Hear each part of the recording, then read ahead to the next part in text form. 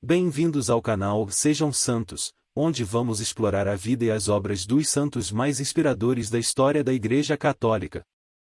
Nós vamos compartilhar suas histórias, seus ensinamentos e seus exemplos de virtudes, esperando que possam nos inspirar a viver de acordo com os ensinamentos de Cristo.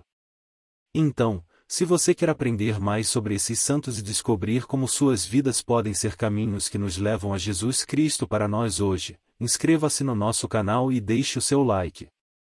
Inscreva-se hoje mesmo, divulgue nosso canal a seus amigos e comunidades e nos ajude o nosso canal para que possamos alcançar mais pessoas na divulgação a conhecer mais a vida dos santos. Onde a santidade é uma jornada diária. Faça parte dessa comunidade de busca pela santidade.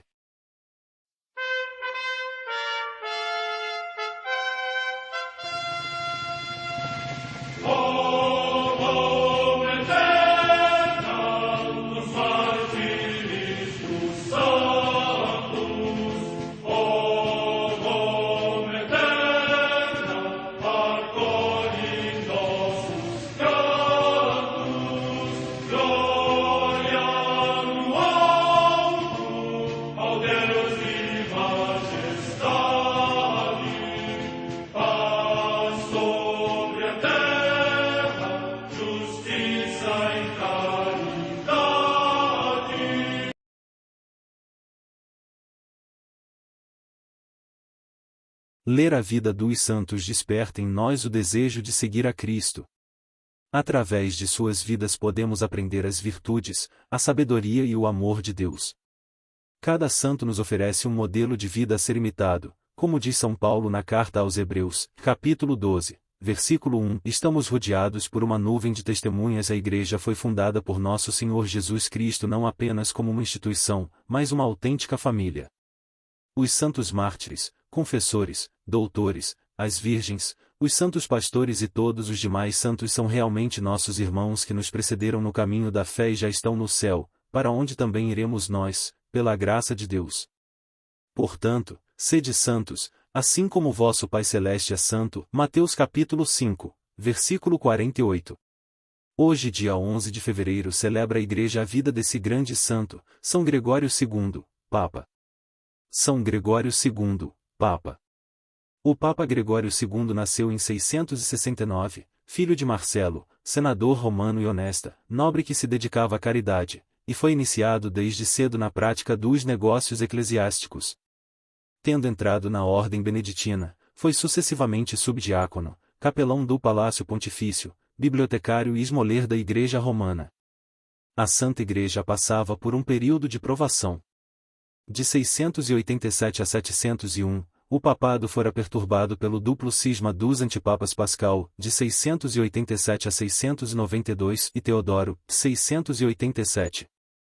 Teria de enfrentar ainda a grande investida iconoclasta do imperador do Oriente, e para isso a barca de Pedro precisava ter no seu timão um homem enérgico e destemido. Esse homem foi Gregório II. Com firmeza de caráter e superior inteligência, foi escolhido pelo Papa Constantino para acompanhá-lo a Constantinopla, quando ainda era apenas diácono, a fim de discutir com o imperador Justiniano II os cânones do Concílio de Trullo, de 692. No dia 19 de março de 715, subiu ao trono pontifício, como o 89º Papa da Igreja, em meio às aclamações do povo e do clero, que já o estimavam e dele esperavam grandes coisas. Uma das grandes determinações do novo pontífice foi dar continuação ao apostolado inaugurado por São Gregório Magno para a conversão dos povos bárbaros, ainda pagãos. Ele queria, aplicando uma disciplina cristã, dar formação àqueles povos errantes e sempre perigosos para o mundo latino. Outra de suas grandes preocupações eram as relações entre a Santa Sé e o Império de Bizâncio, onde habitualmente a heresia encontrava abrigo. A escolha do Papa era então dependente em parte do imperador bizantino, que confirmava a eleição pontifícia. São Gregório tinha ainda que prover materialmente Roma, muito provada pelos ataques dos bárbaros e dos lombardos. Providência muito premente era fortificar a cidade contra um possível ataque dos sarracenos, com domínio crescente sobre o Mediterrâneo. Iniciou esta medida com sucesso, mas quando as muralhas da cidade estavam sendo reforçadas, vários fatores o impediram de concluí-la, inclusive uma inundação do Tibre. trabalhando simultaneamente em várias frentes, planejou implantar a cruz de Nosso Senhor Jesus Cristo além das fronteiras do Danúbio, aonde jamais tinham chegado as águias romanas. Enviou para a Baviera São Corbivian, para as florestas do Hesse e da Turíngia, o monge inglês Winfried, que se tornou o evangelizador da Alemanha, mais conhecido como São Bonifácio. Bonifácio voltou em 722 a Roma, para ser sagrado bispo. O Papa solicitou então o auxílio de Carlos Martel, rei dos francos, para secundar o seu trabalho, e assim foi legitimamente posta a força a serviço da religião. A Epístola 27, que São Gregório enviou a São Bonifácio em 22 de novembro de 726, contém diretrizes detalhadas de como agir em relação aos neoconvertidos, e orienta de maneira firme sobre os problemas de moral, doutrina, liturgia e pastoral. Sobre os padres indignos, que por falta de preparação mais acurada e de vida espiritual séria se haviam deixado contaminar pelo paganismo reinante, ele determina, quando eles não forem formalmente hereges, é-vos permitido comer ou falar com eles. Mas deveis, usando a autoridade apostólica, adverti-los, repreendê-los e, se possível, trazê-los de volta à pureza da disciplina eclesiástica. Observareis a mesma regra em relação aos grandes que vos prestam auxílio. O imperador do Oriente, Leão III Exáurico, era oriundo de uma família muito humilde, mas fora galgando posições importantes devido à sua bravura e habilidade, chegando ao cobiçado trono de Bizâncio. Esse imperador soldado salvou a cristandade por 2 vezes, ao derrotar os muçulmanos em 718 e 740. Entretanto, quis legislar também em matéria eclesiástica.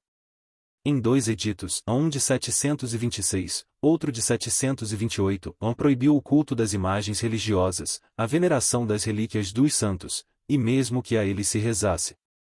Isso provocou uma onda de revoltas em todo o império. Medidas financeiras de 725 já tinham provocado resistência, principalmente nas províncias italianas do império, que nisto secundaram a oposição do pontífice romano ao imperador. Quando foi publicado o edito sobre as imagens, a insurreição foi geral. Começou então em todo o império a guerra contra as imagens. Como uma horda de vândalos, os iconoclastas invadiram igrejas, conventos e até casas particulares, destruindo as imagens religiosas e massacrando quem as quisesse defender. O próprio imperador confiscou em seu proveito grande número de estátuas de ouro e prata, vasos preciosos que serviam ao culto dos santos, pedrarias que ornavam os mantos de várias imagens da Virgem, chegando a destruir um grande crucifixo de bronze que Constantino, o Grande, havia colocado no pórtico do Palácio Imperial. Gregório II escreveu várias cartas enérgicas ao imperador iconoclasta, numa das quais diz: o que são nossas igrejas senão obras das mãos dos homens, senão pedras, madeira, cal e estuque? O que nelas há de ornamento são as pinturas que nos representam as histórias de Jesus Cristo e dos santos. Dizeis que adoramos as paredes, pedras e tábuas. Só a ignorância pode induzir-vos a crer em semelhantes coisas, pois formamos as imagens somente para recordar aqueles cujos nomes tais objetos levam, e cujas figuras representam para nós, a fim de levantar para o alto nosso ânimo grosseiro e pesado.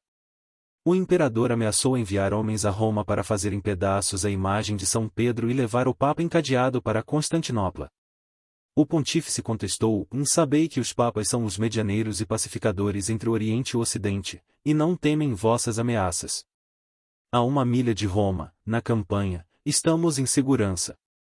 Todos os povos do Ocidente olham com crescente reverência para aquele cuja imagem ameaçais derrubar. Quereis destruir São Pedro, ao qual todos os reinos do Ocidente consideram como vigário de Deus na terra. Enviai vossa gente. Somos inocentes do sangue que se derramará, o qual recairá sobre vossa cabeça. Aludindo a uma frase contida na carta que o imperador lhe enviará: eu sou imperador e sacerdote, o Papa insiste na clássica distinção entre os 2 campos de atuação. Os dogmas não dizem respeito aos imperadores, mas aos pontífices, porque temos o Espírito de Jesus Cristo. Uma é a Constituição da Igreja, outra do século. Apesar dos atentados de oficiais gregos contra sua vida, o Papa continuou opondo-se às taxas ilegais e à interferência imperial no domínio eclesiástico. Presenciando essas desavenças entre o poder papal e o imperial, Liutprando, rei dos Lombardos, creu ser o momento oportuno para estender seu domínio na Itália central. Dominou Ravenna, as cidades da Pentápole, e avançou até Sutri, ameaçando o ducado de Roma. Mas as preces do pontífice o fizeram parar. Como novo São Leão Magno, o Papa fez ver ao conquistador que a queda de Roma seria a queda da cristandade e que os sarracenos rejubilar-se-iam com esse desastre, ainda mais que o imperador de Bizâncio.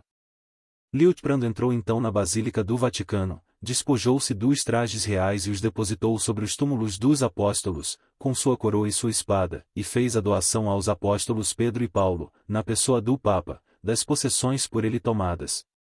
Era o início dos Estados Pontifícios, resolvendo uma necessidade de então, pois o pai comum da cristandade não podia, para defender a realização de sua missão, confiar inteiramente nos azares e inconstâncias de uma proteção alheia. São Gregório II faleceu em 11 de fevereiro de 731 e foi sepultado na Basílica Vaticana. São Gregório II, rogai por nós. A Santa Madre Igreja celebra também nesse dia os santos. Nossa Senhora de Lourdes, que, 4 anos depois da proclamação da Imaculada Conceição da Virgem Santa Maria, a humilde jovem Santa Maria Bernadette Soubirous viu várias vezes na gruta de Massabielle, nos Montes Pirineus, junto das margens do rio Gave, perto de Lourdes, na França, por isso ali acorrem piedosamente multidões de fiéis. Morte no ano 1866. Em Roma, junto à Via Ápia, no cemitério dedicado ao seu nome, Santa Soter, virgem e mártir, que, como refere Santo Ambrósio, preferindo a fé à nobreza familiar e às honras humanas, não obedeceu à ordem de molar aos ídolos, nem se perturbou com os ultrajantes insultos, nem temeu a condenação à morte ao fio da espada. Morte no ano 304. A comemoração de vários santos mártires, que foram presos na Numídia, na odierna Argélia, durante a perseguição do imperador Diocleciano e, porque se recusaram a entregar as divinas escrituras, conforme ao edito do imperador, morreram torturados com cruéis suplícios. Morte no século IV. Em Volturno, na Campânia, região da Itália, São Castrense, mártir. Data da morte incerta. Na Apulia, também na Itália, São Secundino, bispo.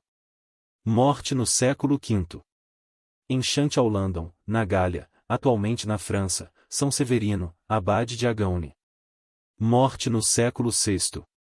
Também em Roma, o sepultamento de São Pascoal I, Papa, que trasladou das catacumbas muitos corpos de santos mártires e os fez colocar honorificamente em diversas igrejas da cidade. Morte no ano 824. Na Borgonha, na atual França, Santo Ardão, abade de Tournus. Morte no ano 1066. Em Chihuahua, no México, São Pedro Maldonado, presbítero e mártir, que, durante a perseguição, foi preso quando administrava o sacramento da Eucaristia e, com um golpe mortal na cabeça, mereceu alcançar o glorioso triunfo. Morte no ano 1937. Em Vinarós, em Castela, região da Espanha, o beato Tobias Francisco Borrás Romeu, religioso da Ordem Hospitaleira de São João de Deus e mártir, que, durante a perseguição religiosa, consumou o glorioso martírio. Morte no ano 1937.